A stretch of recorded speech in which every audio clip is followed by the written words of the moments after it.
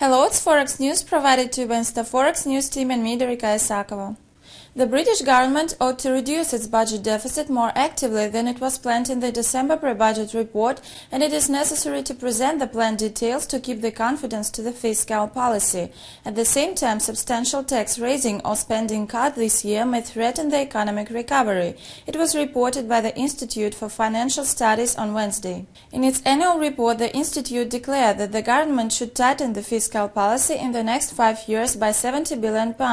It is 5% of the national earnings. This is more than £53 billion announced by the British Finance Minister Alistair Darling in the pre-budget report. If the economy behaves according to the Treasury forecast and the state finances reaction comes to our expectations, then the monetary policy tightening during 5 years till 2015-16 will be enough for achieving the fiscal goals worded by the government in the Fiscal Responsibility Bill, as it was reported. The Finance Ministry is waiting for the budget deficit of public sector to reach 12.6% of GDP, which is one of the highest levels in the countries with a developed economy.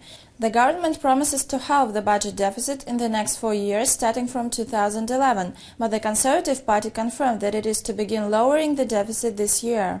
Nevertheless, there are some warnings in the report concerning big additional increase of taxes or reduction of state expenditures this year will put under risk the economic revival. The British economy began recovering in the fourth quarter of the last year, demonstrating an uprise of 0.1%. The findings point to that the economy will advance moderately in the current year and the labor market will be improving as well as the consumer sentiment. The retail price inflation will be restrained.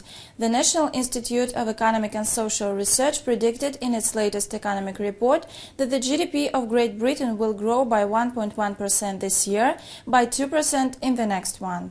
Follow our next releases and goodbye.